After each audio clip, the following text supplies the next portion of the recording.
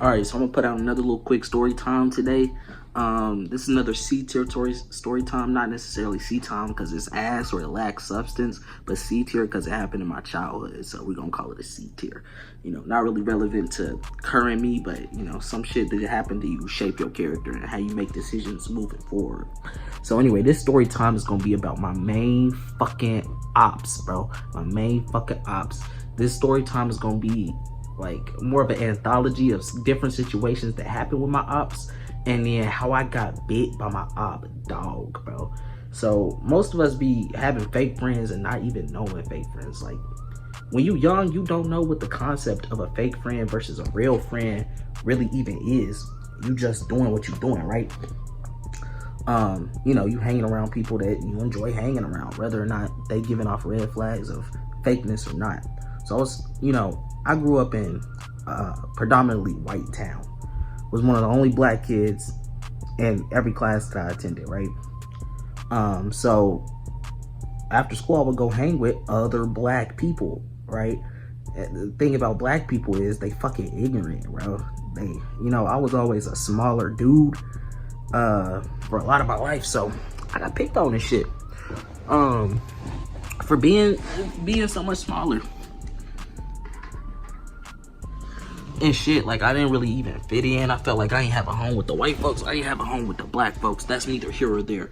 Thing is, I used to hang with these two boys for the purpose of the story. We're gonna call one M and we're gonna call one B. Now B was a big nigga. Like he was bigger, even as like talking about second, third grade. He was already huge, right? And he was my op, and I didn't even know he was my op. Like the other one, M.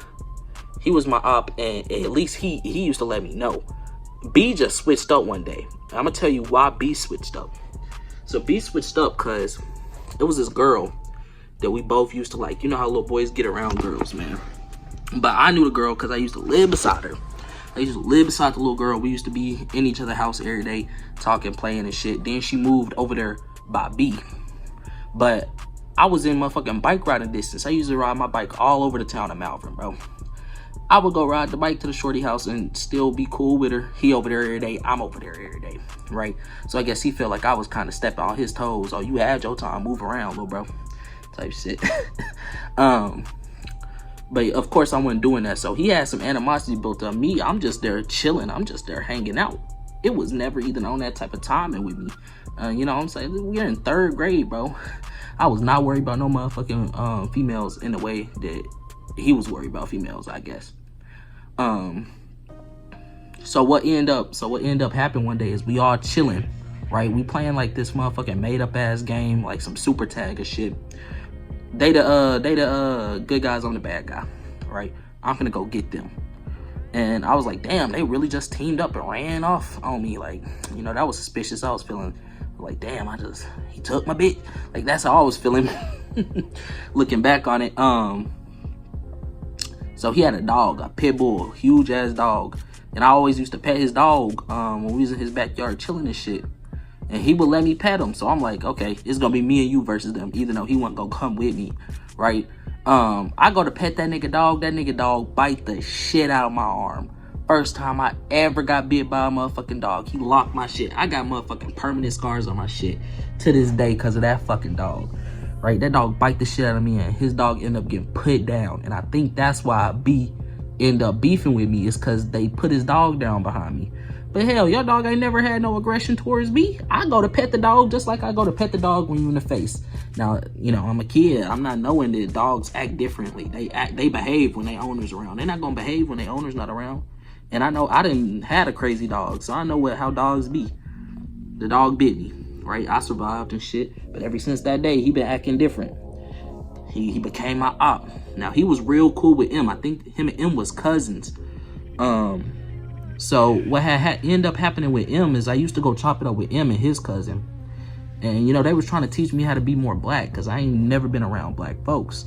So they was trying to teach me like swag and shit, how to walk, how to talk like them and shit, slang and shit. They teaching me this shit or whatever. I'm not really absorbing this shit. I ain't end up absorbing that shit till I moved back to my hometown where I was born at, which is the Bluff, and actually got around the culture more. But yeah, you know, they was trying to put me on game and shit, but they weren't really genuine with it, especially M.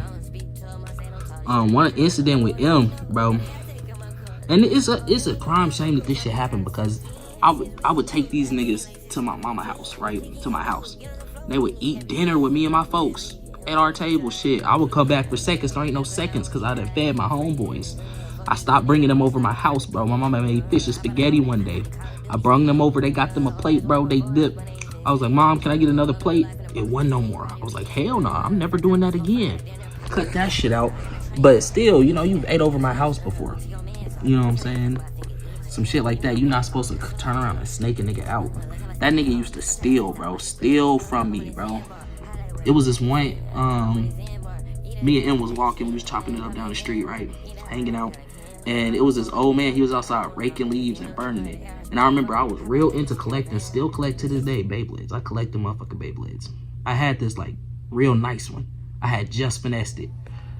And I'm like, ooh, I'm gonna do some cool shit. I'm gonna launch it over the fire. I'm thinking it's gonna go over the fire, then I'm gonna go pick it up and shit, and it's gonna look real cool. I'm gonna feel like I'm in the show or whatever. Little kid shit. I do it, it falls straight in the fire. Straight in the fire. That nigga reached his hand in there real quick and then pull it back like he got burnt. And he was like, damn, I couldn't get it. And I thought he really got burnt. Like, he made that, he finessed my ass. He made that shit look so real, bro. So we sit there, and the whole time we sit there, we looking for it, and the whole pile of leaves get to burning down, and ain't nothing but ashes. I'm looking through the ashes and shit. Ain't no Beyblade. So I'm like, damn, that shit burnt up to a crisp. Being naive and shit, I got mad. I walked off. I went back home, right? That was really the start of the beef between me and him, and I don't even know why. But him, after I guess he linked back up with B. Yeah, B and M just started acting how they was acting, right? So I distanced myself away from them, because they was like going down the hoodlum route and everything, and I ain't even want to be in that scene, that scenario. And I feel like he stole it. I low-key, but I didn't have no evidence, but I felt like he stole it from that day. So that made me come back off M, and then I was already off of B, because he was mad at me because his dog got put down. So flash forward, I'm thinking this, man, flash forward, we had lunch one day, sitting at the table. They a little bit down from me. They sniggling, giggling, and pointing at me and shit. I'm like, what's up? This nigga flashes my Beyblade at me, bro. This nigga flashes my shit at me. He claiming that shit like it's a dead op or something. He like smoking on yo Beyblade pack tonight. Bro, I ain't even do nothing to this man. Right? Didn't even do nothing to this man. But he, you know what I'm saying? Same niggas that ate in my house before, bro. Same niggas we used to be like this, running the streets. And now he flashing my shit that he stole at me, bro. I was like, what? No way. And then another incident. It was this pond that was like off the side of the street. We used to go fishing with just sticks and strings and some hot dogs. You could catch you a fish. You could catch you about 3-4 fish for real.